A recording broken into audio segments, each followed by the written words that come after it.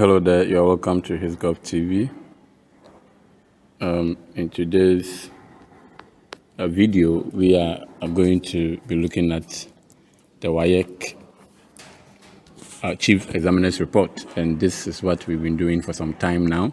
We've been looking at the mistakes that students do make at the examination hall, mistakes which chief examiners are worried, and so we take a look at them and then we read the report about the previous year's exams. Now, the aim of this is for us as students and teachers to be able to know some of the mistakes that our students make, and also as a student, some mistakes that your colleagues do make, which end them losing marks. And so that is what we have been looking at. We have looked at some of the subjects like history, social studies, and co. And so if you want a report on any of those subjects, you can equally visit our playlist to find out. So today we are looking at government, paper 2 of government, some of the mistakes that students make according to the WASSCE chief examiners at the examination hall. And today we are focusing on the subject government. So let's begin with that one, standard of the paper. So the standard of this year's paper compared favorably with that of the previous years. The paper conformed to the requirements of the WASSCE syllabus, and the questions were clear, unambiguous, and specific in its demand. And so they are telling us that the questions that came were based on the WASSCE syllabus. And don't forget, we have a GS syllabus, and then we also have a WASSCE syllabus. They are two different things altogether. And so they are saying that the questions that they set were based on the WASSCE syllabus. And so you should get a copy of the WASSCE syllabus in case you don't have. Now, the performance of candidates improved as compared to the previous year. Let's look at a summary of the candidates' strength. So the candidate strength. Most candidates demonstrated adequate knowledge of the subject matter in the presentation of their work. Some candidates were very orderly in their presentations, as well as legible in their handwriting, which made it easy in the marking of their script. So this is what students are encouraged to do, and this is what they did. And so you should take a clue from it.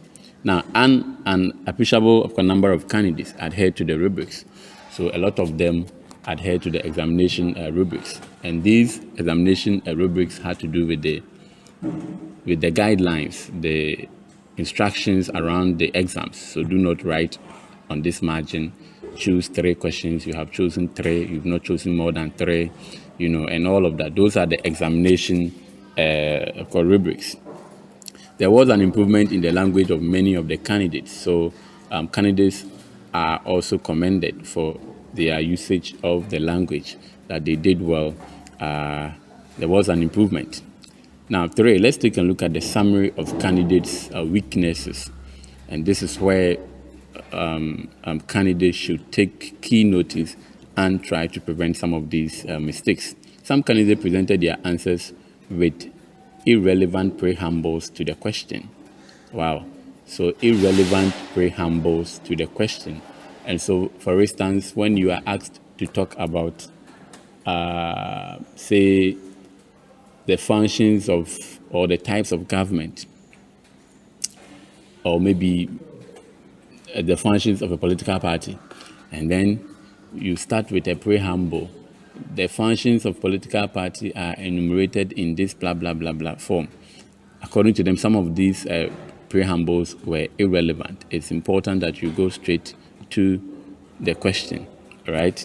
Now, many of the candidates resorted to mere mentioning of points. So a lot of these candidates also wrote down the points, but they did not explain these points, all right? And that also is something that the examiners are worried about. A lot of candidates also resorted to just writing the point without explaining. Many candidates fumbled with the explanation of key concepts fundamental to the subject. So every subject has key concept, key words, okay? And so many of these candidates also fumbled in explaining some of these key concepts, okay? Now, many candidates did not support their essay with relevant fact as well. And also there was lack of knowledge of the subject matter, leading to deviation of questions. And this is very important. As a student, you should be able to understand and comprehend. Even comprehending the question is part of the examination. Now let's take a look at the suggested remedy from the examiners. 1. For candidates should first read the rubrics, understand and apply the rules governing the paper in order not to deviate. So understand the rules governing the paper in order for you not to deviate. 2. Candidates should be taught how to identify the key demands of questions and how to answer them. So the key demands, what the question demands and how to answer them. 3. Teachers of the subject should help students attain practical understanding of concepts so that they can handle well the exposition aspect of the question. And then 4, candidates should do well to present their work in an orderly manner, exhibiting clarity of thoughts and facts. And then 5, candidates should cultivate the habit of reading to improve their vocabulary and build their spelling power, because some of the words were spelled wrongly, and at the same time students also lacked vocabs to use in their essays. Now 6, teachers of the subject should do well to give all topics in the syllabus equal attention, as well as to teach all topics with equal zeal and make the subject interesting to gain the attention and interest of the candidates. And as for this, it belongs to the teachers. Now 7, to touch on all topics in the syllabus, teachers should do well to give some topics out as project work to candidates, thereby making them active participants in the quest for search of knowledge and get them to understand the topics they researched on. So teachers are also encouraged to give some of the topics as a project work for teachers, for students. 8, teachers should do well to shape up the interests of candidates in the section A part of government, paper 2, elements of government, as the performance of candidates keep falling. So the first part of the paper A, the paper 2, the section A, the elements of government, we are told that a lot of the students are failing in that area, and so teachers should give more time and prominence to that area. Now let's take a look at the detailed comments. We are now going to look at the comments made by these examiners, chief examiners, on each of the topics that, on each of the questions. So we have question 1. So the question 1 demanded that what is political socialization? And then the B, identify 4 features of a nation. This was the demand for question 1 in the 2020 WASSCE. Let's look at what were some of the performance of candidates. Now, many candidates answered this question. The definition was fairly answered. However, many of the candidates explained it in sociological terms. So that is the transmission of societal norms from generation to generation. The right definition to quote is the process through which an individual acquires a set of political attitudes, values, beliefs, and forms of opinions about political systems and practices. So you see that students were answering the questions using the social definition. Okay, and so they were not smart enough. So this was the correct definition which the examiners were asking for. Now, many candidates did well in the second leg of the question. They were able to identify the important features of a nation, and most of them came out with very good exposition. It was also observed that many of the candidates confused nation with a state, like population, a compulsory membership, sovereignty, international recognition, etc. The overall performance who attempted this question was good. So I think this question was somehow clear and very easy. And so students were able to do that with ease. Let's look at the question number 2, which says, highlight 5 features of federalism. Now, this question was answered by few candidates. The few who did answer the question used points on advantages of federalism instead of the key word features, and clearly deviating from the question because their lack of understanding of the question, they performed poorly. And so this is where we say that understanding the question is even part of what? Part of the examination. The question was demanding for the key features, and here we have students talking about what the advantages of federalism. And so students should be very students should pay attention to that. Now let's take a look at for the question number 3. It says, what is public cooperation? Now this is a popular question attempted by many candidates. A good number of candidates were to explain public cooperation well with the key words.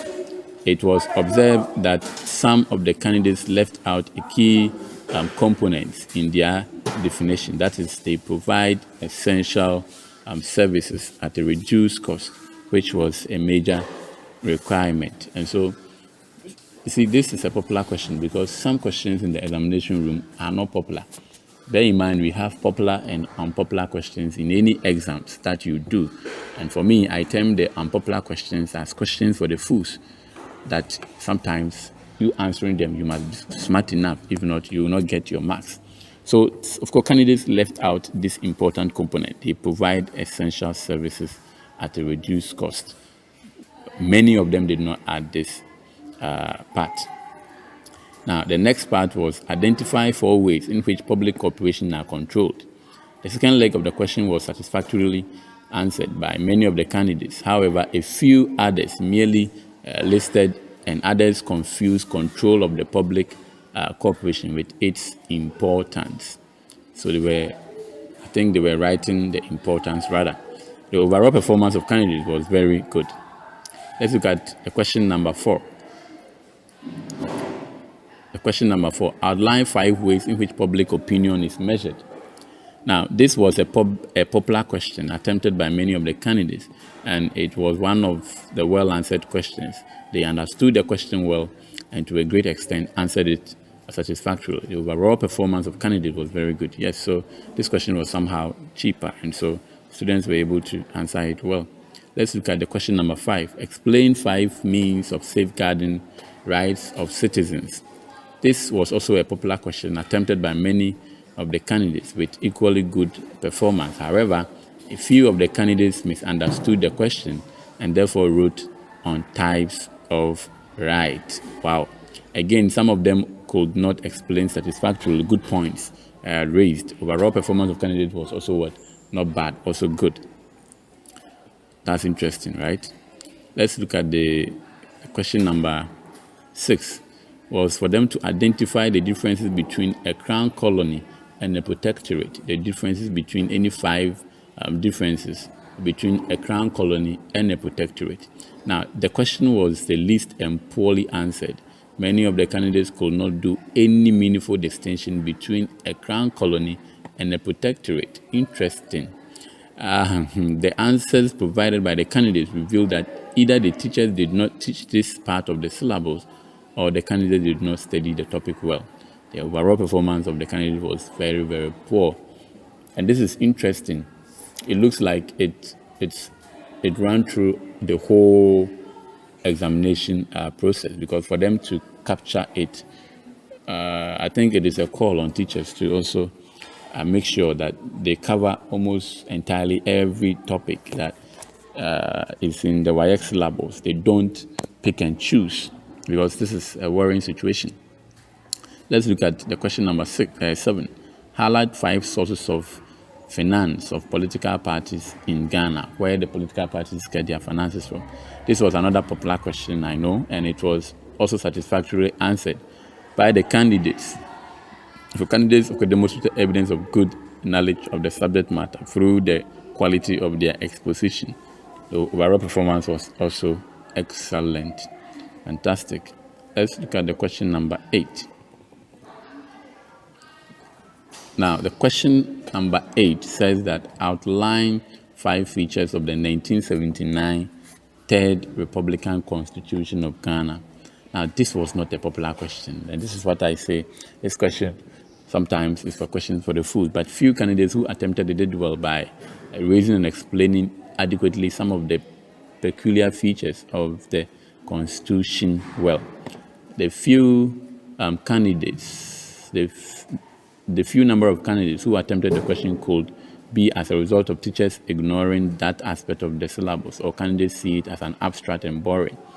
There is a need for teachers to devise a unique way of teaching constitutional developments in Ghana to make it lively and interesting to study by the candidates. The overall performance was good. So, yeah, very often this part of the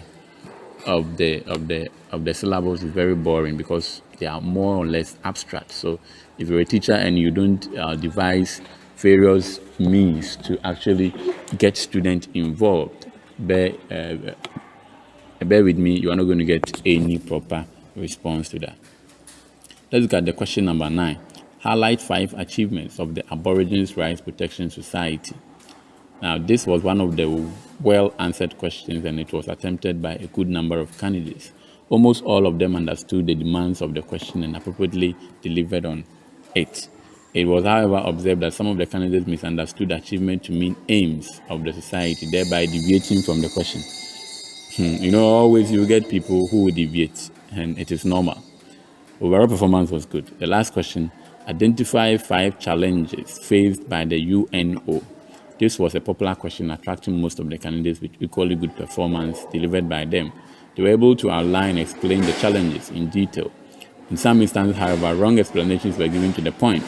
For example, non-payment of taxes instead of non-payment of dues, while few others raised points with no explanation. Good. So I believe that we have had a nice discussion today, and I hope that you take notice of some of these mistakes made by students and try and not also to repeat the same mistakes during your time. So thank you for your time. Support the channel by subscribing. Have a nice day. Bye-bye.